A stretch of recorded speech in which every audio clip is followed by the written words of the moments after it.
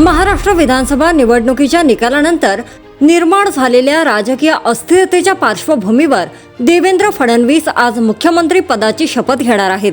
दरम्यान शिवसेना नेते संजय राऊत यांनी एकनाथ शिंदे यांच्याबाबत वक्तव्य केलंय। संजय राऊत म्हणाले की एकनाथ शिंदे यांचा काळ संपलाय, त्यांचा काळ केवळ 2 वर्षांचा होता। भाजपला गरज होती, आता ती पूर्ण झाली आहे। आता ते फेकले गेले आहेत। आता शिंदे कधीच या राज्याचे मुख्यमंत्री होणार नाहीत। हे लोक शिंदे यांचा पक्षही फोडू शकतात, असा इशारा देखील संजय राऊत यांनी दिलाय। संजय राऊत म्हणाले की ज्यांच्या सोबत काम करतात त्यांचा पक्ष फोडण्याची भाजपची रणनीती नेहमीच राहिली आहे। आजपासून या राज्याचे मुख्यमंत्री देवेंद्र फडणवीस होणार आहेत। त्यांच्याकडे बहुमत आहे।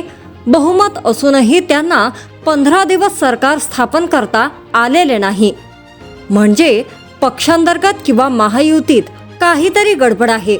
उद्यापासून ही अडचण आपल्याला दिसेल। ते महाराष्ट्राच्या किंवा देशाच्या हितासाठी काम करीत नाहीत, ते स्वतःच्या स्वार्थासाठी एकत्र आले आहेत। निवडणूक निकाल जाहीर झाल्यानंतर सुमारे 1.5 आठवडा मुख्यमंत्री पदाबाबत सस्पेन्स होता। एकनाथ शिंदे यांना पुन्हा मुख्यमंत्री व्हायचे असल्याच्या चर्चा सुरू होत्या। महायुतीत सर्वात मोठा पक्ष असल्याने भाजपला स्वतःचा मुख्यमंत्री हवा होता।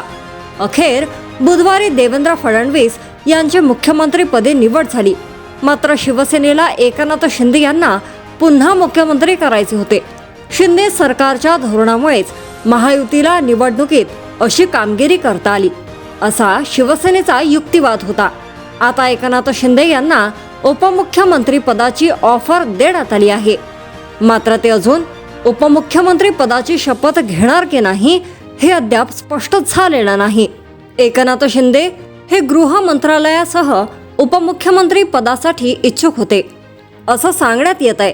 मात्र गृह मंत्रालय भाजपकडेच राहणार असल्याचं बोललं जात आहे।